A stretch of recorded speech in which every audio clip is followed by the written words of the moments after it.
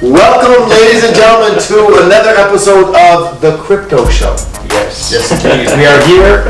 There's lots of stuff that's going on. I got so many questions. Seriously, there's so much going on right now. Yeah. But let's just go right in with what's controversial right now. Mm-hmm. I want to know what the deal is with XRP. XRP, you gotta What's be happening with me. XRP? I need to know. First of all, educate us. For some of us know a little bit. Some of us know nothing. I'm closer to the nothing thing. So first, could you first educate me, and then find out. Let me know what's at stake, what's really the controversy going on here, et cetera, et cetera. So XRP is almost as bad as a dog coin, but not. Okay. It's almost as bad? Almost as bad. So the reason that XRP is bad is that XRP is the banks copying Bitcoin. And what's going on here is Bitcoin was designed to get rid of the banks. Okay, so let's just get this right. XRP is the bank's version of Bitcoin. 100%. Okay, so let's just slow down. We're just going to take this in chunks, all right? Yeah. So just for everyone to understand why Bitcoin is even in existence is to get away from your traditional banking system.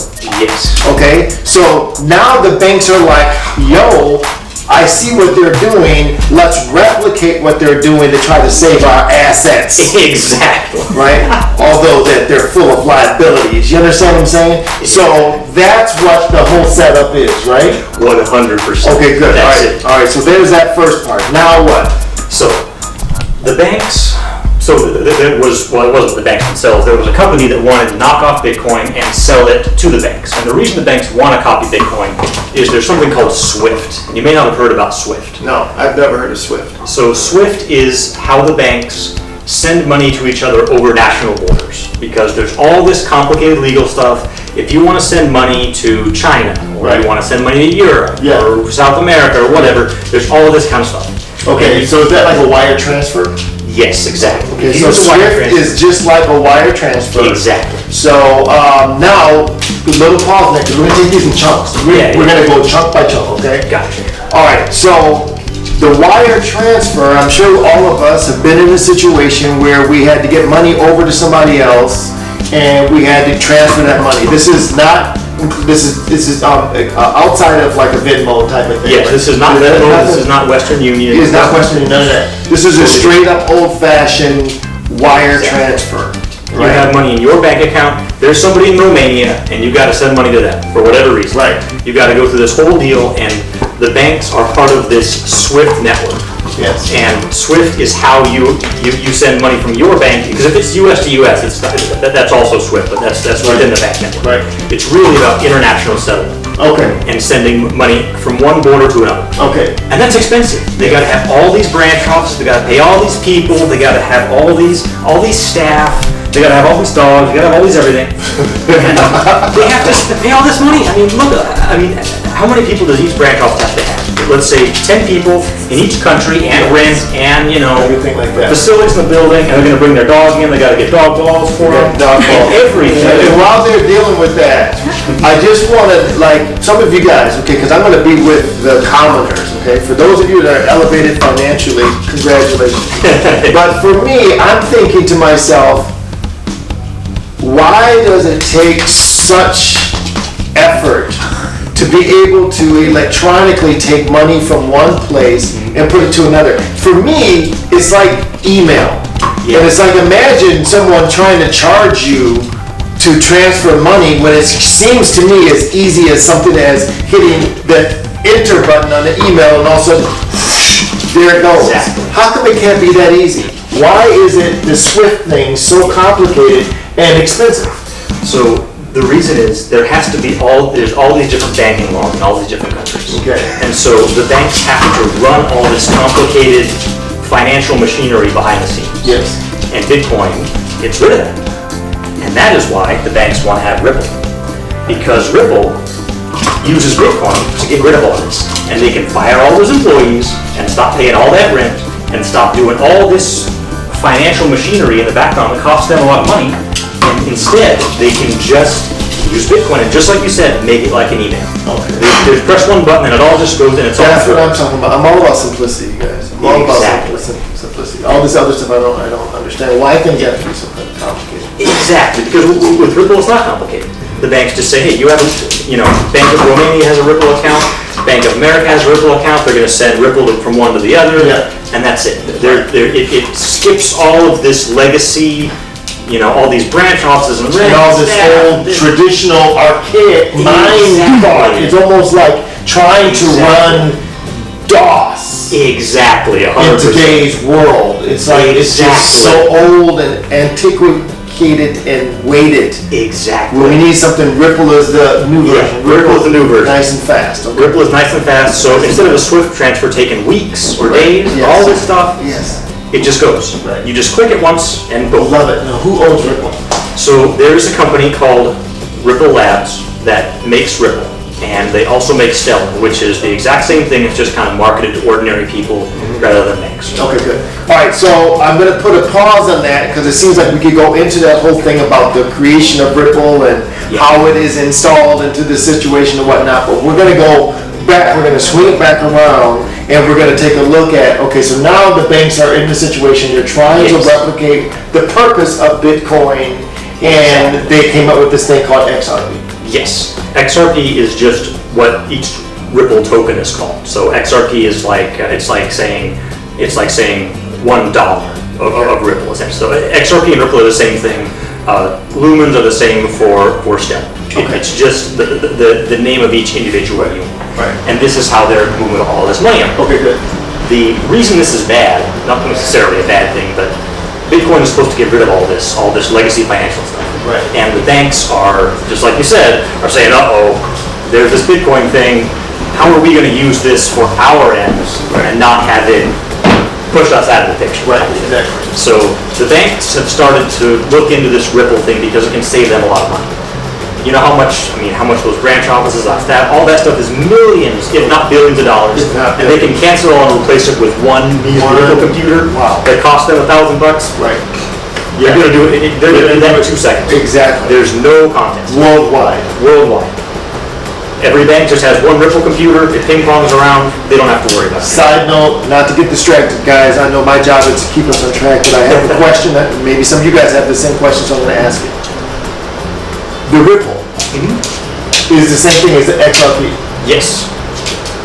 Why wouldn't I, as an investor, buy some XRP? Because it sounds like that's the new wave, and if the banks aren't going to use it as a form of transferring money, it sounds like that's the new institution. It's almost like Apple putting the new M1 chip in their computers. Why would I? It kind of is. Yeah, or it no? kind of is. The problem is we don't like the banks. Okay, so that's why I wouldn't invest in XRP if you have resistance to the way the government system is right now. Exactly. Okay, it's not about the money. XRP it is going to go up. Okay, I got it. I got it. All right, thank you for that. So just to make it clear, XRP is from a investment financial situation is probably a solid thing to do. Yes. But on a more moralistic version, the whole reason why you're trying to get away from one thing and into something else is because of the moralistic side of it. You don't want to invest in that if you are trying to make a statement about your money. Exactly. Okay, got it. Okay, 100%. good. Got it. All right, now XRP is making their move. The banks are kind of controlling it. You're saying if you're anti-establishment, don't necessarily go in that direction. Yes. So what is this thing about the lawsuit? What's the lawsuit about? The lawsuit is someone in the SEC. So the SEC is not necessarily a bad organization. It's there to keep a leash on the stock market. They're like the referees in the football game. They're the referees in the football game of the stock market. The SEC is the referees. The Securities Exchange Commission is what SEC stands for, and they kind of govern the parameters of what you can and what you cannot do in the world of financial trading. Elon Musk calls them the Short Seller Enrichment Commission, but that's a whole different. That's a whole separate. The SEC is really usually not that bad, and someone at the SEC just did not get this whole Bitcoin memo, and they said, "Hey, Ripple is acting like a stock. Technically, the charge was some kind of legalese that no one outside the SEC will understand. It was selling unregistered securities. Now, I don't know what that means. Probably no one else knows what that means. It doesn't make any difference because ultimately someone at the banks, if the SEC gets in the way, they're just going to bribe somebody and it'll just go through. I'm not worried about that. Okay, all right. So the lawsuit is going nowhere because... The lawsuit's going nowhere. Going nowhere because it's going to save the banks too much money. Some of these banks are going to say, hey, Ripple is good for our bottom line. What's this clown with the SEC doing? Someone give this guy $1 million and just get him out of the way. That's all. This is going to go nowhere. Okay, so I'm going to try to draw up this analogy. Imagine if you had, there was just one little barn in this town, and this town was going to have new investors come in and build up the entire city, and the entire town will flourish, but this little tiny farm thing is right in the middle of where they want to build this little metropolis for the city. Technically, there might be a legal ease or an easement or something that says, oh, we can't tear this building down because it's too old, or we love it and we like the way it is, or whatever. But the $70 billion that they can make and all of the money that is going to be generated from the entire town is going to be greater than holding on to the little hope of this little barn. So they will find a way. Yeah, they're going to find a way around. They're going to find a way. The city assessor or whatever the count, someone's going to come up with a loophole that says we need to flatten this little farm so we can build this little metropolis, this little grove. For those of you that are in Los Angeles, it's like a little grove. Or for those of you that are in Minneapolis, like what they did with the Mall of America, they had to flatten that whole area out and be able to make sure that they built this mall that was a very... The concept of the mall itself was bigger than anything that was in its way. So that's what this is. That's the whole point. And that's why the lawsuit's not going to go anywhere. Exactly. Because ultimately, XRP and its value, figuratively and literally, is bigger than this little tiny clause that the FCC is trying to smack on its ass. Exactly. 100%. Okay. There's just it's too big for the financial reference. So this is why I love hanging out with him, because when my mind is so confused with everything, and then when he puts it all in order, I seriously feel like I took a shower. I feel clean. I feel decent. I feel like I took a bath in holy water. Bath in financial holy water is what happens to me when you clear things up. Thank you. Thank you. No problem. All right. So.